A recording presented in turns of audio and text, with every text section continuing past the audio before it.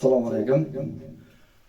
Mavzumizni davom ettiramiz. Mineral o'g'itlar mavzusida darsimiz bo'layotganida, demak, azotli o'g'itlarga natriy nitrat, kaliy nitrat, kalsiy nitrat, ammoniy nitratlarni ko'rib chiqdik. Endi hozir biz fosfor haqida gaplashamiz.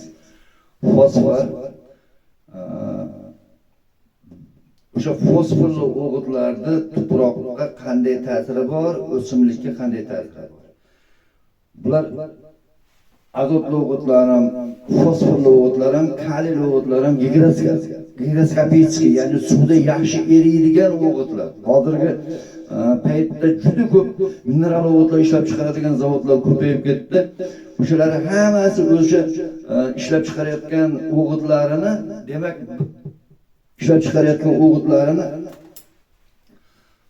suvda yaxshi eriydigan qilib chiqarishga harakat qiladi. Sababi suvda yaxshi erisagina ildiz uni qabul qiladi. Ildizni qabul qilishi uchun suvda yaxshi erish kerak. Suv eng yaxshi erituvchi hisoblanadi, arzon va qulay erituvchi hisoblanadi. Shuning uchun ham suvda yaxshi eriydigan mineral o'g'itlar bo'lishi kerak. Mineral o'g'itlarda demak fosforni ko'rib chiqamiz. Fosfor o'simlikni hosil shoxlarini rivojlanishi uchun, fotosintez jarayonini yaxshilash uchun va hujayralarda, mitoxondriyalarda assimilyatsiya jarayonlari, ya'ni moddalar almashinuvida juda katta ahamiyatga ega. Oksidlanish, qaytarilish reaksiyalari mana shu fosfor elementiga bog'liq bo'ladi. Ya'ni ATF hosil qilishda. ATF adenozin trifosfat kislota. Ya'ni har bir mitoxondriyada, ya'ni hujayrada hosil bo'ladigan ATFlar demak mana shu fosforga bog'liq bo'ladi.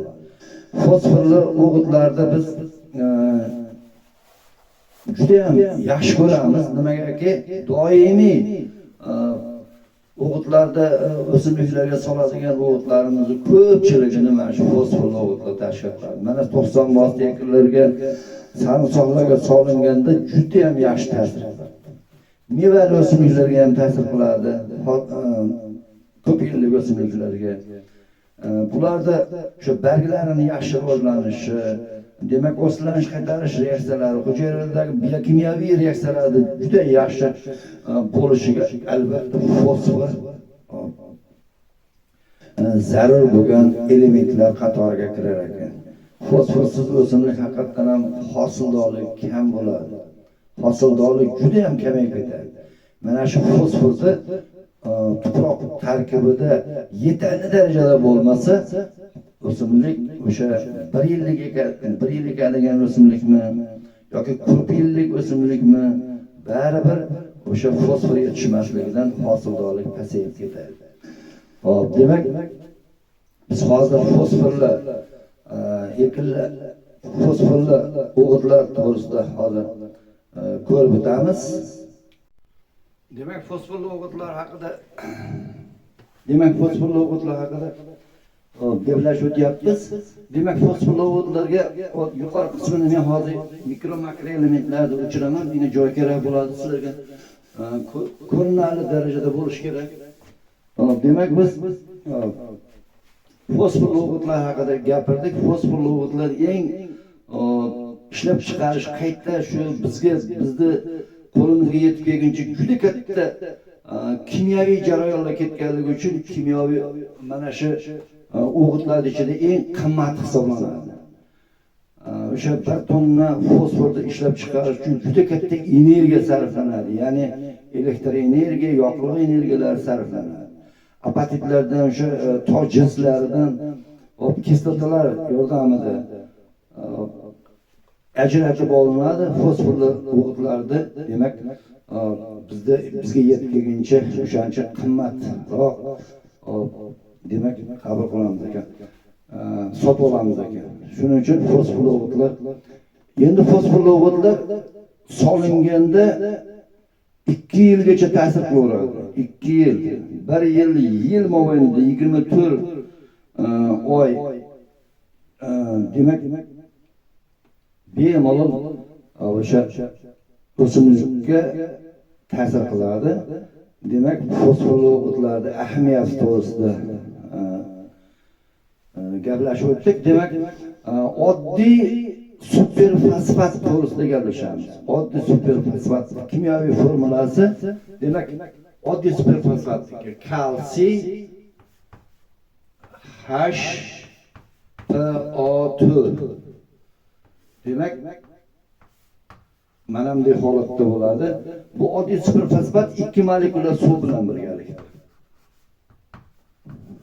2 molekula suv.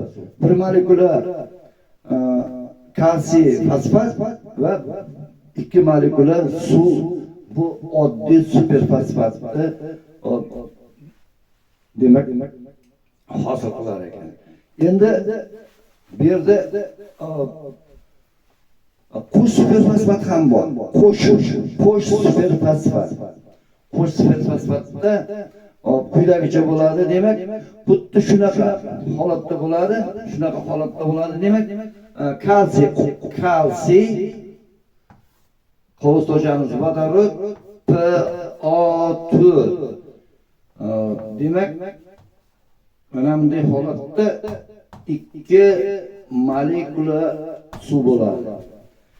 Demak, dihidrofosfat bo'ladi ekan bu. Gidrofosfat, kalsiy gidrofosfat. Demak, bu qo'shdir. Bu oddiy fosfat o'sha o'g'iti, bu qo'sh fosfat o'g'iti. Bu yerda ikkita, demak, 2 molekula fosfat kislota. Dihidrofosfat deb atalar ekan. Bu o'g'itlar juda ham katta ahamiyatga ega. Yana demak superfosfat to'g'risida gapiramiz. Amofos, ya'ni barcha juda ko'p elementlar ishtirok etadigan fosforli o'g'itlar haqida gaplashib o'tamiz. Demak, quyidagicha bo'ladi. Kalsiy fosfat kislota. Demak, dihidrofosfat. Bundan keyin ammoniy fosfat.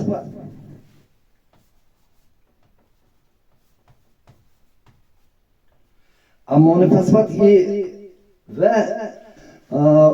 ammoniy dihidrofosfat.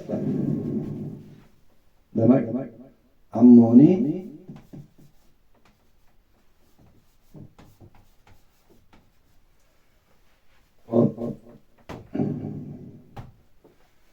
kalsiy fosfat, ammoniy dihidrofosfat va ammoniy gidrofosfatlar birgalikda qo'shilishib, demak, Amofosni tashkil qilar ekan. Amofos dori eng kuchli dori hisoblanadi. Tarkibida qaranglar. Amofos deyapti. Ammoniy bor. Fosfor bor. Shuning uchun Amofos deyiladi. Eng kuchli dorilar ichida ham qimmati, ham o'simlikka yaxshi ta'sir qiladigan eng zarur bo'lgan fosfor o'g'itlarga misol bo'lar ekan.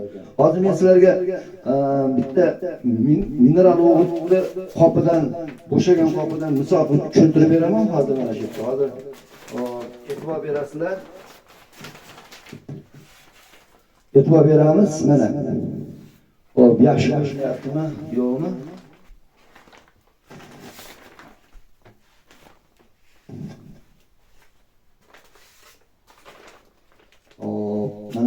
Mana bu yerda demak olib. Mana bu yerda azot 1% tashkil qilyapti. Mana 1%, azot 1%, fosfor oksidi 5 oksidi, fosfor 5 oksidi 17%, oltin gurgut 10%, kalsiy 28%, magniy 0.5% tashkil qilyapti. Mana shu o'g'it olishimizda Endi bu reklama bo'lib qolmasin. Bizda o'g'it ishlab chiqarish, Qo'qon kimyo o'g'it ishlab chiqarish bor. Farg'ona azot o'g'it ishlab chiqarish zavodlari bor. Navoiy azot, Chirchiq azot, mana shu juda ko'p shaharlarda ishlab chiqaradigan mineral o'g'itlar ishlab chiqaradigan zavodlar bor. Bu reklama bo'lib qolmasin, lekin men tushuntirishimcha demak, mana shunday demak, azotni tarkibi azot mana shu ammoniylashtirilgan azotda azotni o'sha qopida ko'rsatib qo'yasizlar. Ko'rsatib qo'yilganiga e'tibor berish kerak sotib olishda. Demak, azot tarkibi qancha? Hozir biz mana shu qopdagi azot tarkibi 1% tashkil qiladi xolos. Demak, azotli o'g'itlarga kirmas ekan. Hali aytib o'tilgan azotli o'g'itlarga kirmas ekan, lekin fosforli o'g'it bu yerda yaxshigina fosfor bor.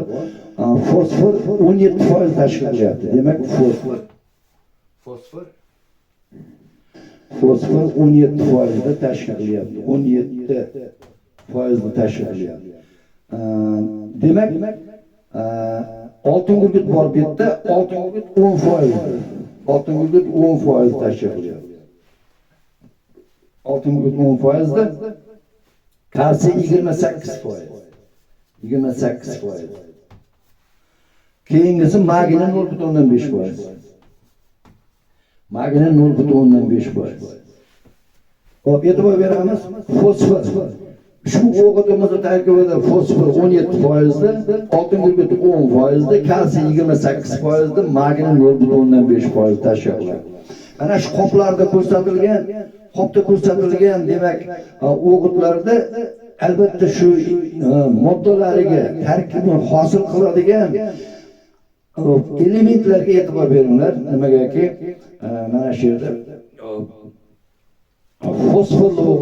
fosfor tarkibi ko'p bo'lsa, fosforli o'g'itlarga kiradi, azot ko'p bo'lsa, azotli o'g'itlarga kiradi. O'sha demak, bemalol ishlashingiz mumkin bo'ladi. Endi azotli, fosforli o'g'itlar haqida gaplashdik. Fosfor demak, modda almashinuvida, oksidlanish, qaytarilish reaksiyalarini yaxshilashda, hosildorlikni oshirishda juda katta ahamiyatga ega bo'lar ekan. Endi mana shu aytib o'tib ketamiz. Kaliy o'g'itlar bu ham suvda yaxshi eriydigan o'g'itlarga kiradi. Fosfor bilan kaliy kuz paytida, qish paytida bemalol tuproqqa solish mumkin. O'simlikning ko'p yillik, 1 yillik o'simliklarga yaxshi ta'sir qiladi. Kaliy yetishmasa, fotosintez jarayoni buziladi. Ya'ni o'simlikda demak kaliy yetishmasa, katta qilib yozib qo'ying.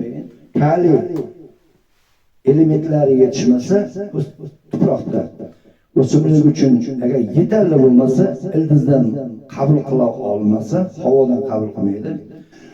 Faqat ildiz orqali qabul qiladi bu kaliyni. Kaliy agar yetishmasa, barglar sarg'ayadi, fotosintez jarayoni buziladi. Hosil gul va mevalarda banda nobop bo'ladi, erta-bahor to'kilib ketadi. Gullarda to'kilib ketishi kaliy yetishmasligidan. Ayrim o'sha obunachilarimiz bizda obunachilar savol bilan murojaat qiladi. Meni mevalarim rosa gullaganida, guldan keyin to'kilib ketdi, bitta ham meva qilmadi yoki kam meva qildi deydi. O'sha o'simlik uchun kaliy yetishmagan. Kaliy yetishmagan. Shuning uchun ham mana shu narsalar, shu hodisalar sodir bo'lgan. Gulni demak bandani, mevani bandini ushlaydigan narsa bu kaliy ekan. Endi yog'ochlik qismini rivojlanishi, baquvvat bo'lishi ham kaliyga bog'liq. Demak, endi uglevodlarni yig'ilishi bor, shakar, qand, uglevod yig'ilishi. Ya'ni fotosintez jarayonida birinchi uglevod hosil bo'ladi. Ana shu uglevodlarni hosil bo'lishi, yig'ilishi ham kaliyga bog'liq. Demak, mana shu 3 xil o'g'it azot, fosfor va kaliy elementlari bor o'g'itlarni o'simliklarga, daraxtlarga solsak yaxshi natijalar bo'ladi. Bizda videolarimizni doimiy kuzatib boringlar. Sizlarga kerakli bo'lgan barcha ma'lumotlarni berib borishga harakat qilamiz. Bu darslarimiz, bu darslarimiz chuqurlashtirib o'tmadim. Nimagaki bizning obunachilarimiz, tomorqachilik kanalining a'zolari, obunachilar, kuzatuvchilar juda ko'p murojaat qiladi. Ularni tushunarli qilib, sodda qilib tushuntirishga harakat qildim. Men videoni boshida aytib o'tdim, demak, ilmiy va ommabop bizning kanal. Ilmiy va ommabop. Men o'zim kimyo, biologiya mutaxassisiman, qishloq xo'jaligi mutaxassisiman va shu kuzatuvchilarim, obunachilarim meni demak boshqa kasb egalari, bular kimyoni chuqurlashtirib o'tadigan bo'lsam, ular tushunmay qolishi mumkin. Shuning uchun men sodda qilib tushuntirib bu mavzularni o'tishga harakat qildim. Bizni videolarimizni doimiy kuzatib boringlar. O'zlaringga yaxshi, kerakli bo'lgan ma'lumotlarni olasizlar. Do'stlarga jo'natinglar. Qiziquvchilarga, qishloq xo'jaligi, mana shu o'simliklarni ekishda juda ko'p muammolarga duch keladi dehqonlar. Dehqonlar ham duch keladi, kuzatuvchilar. Bir shapaloq yeri yo'q inson bo'lmasa kerak. O'sha yerga kurib sepadi. Qalampir ekadi, bolgarskiy ekadi yoki boshqa ekin ekadi, ozgina joyga ekadi va o'shani rivojlanishi uchun qarab turadi, qanday agrotexnikasini, qanday o'g'it berish kerak unga, nimalar solish kerak, qaysi o'g'it solsa qaysi paytda hosildorlik yaxshi bo'ladi yoki bo'lmasam sarg'ayib ketdi, qurib qoldi, ildizi chirib qoldi degan juda ko'p savollarni berishadi. Mana shu obunachilarimizga mana shu manfaatli bo'ladi degan umiddaman. Bizni qo'llab-quvvatlanglar, videolarimizni kuzatib boringlar. Doimiy sizlar bilan ishlashga biz tayyormiz. Qo'llab-quvvatlanglar, sog' bo'linglar, omon bo'linglar.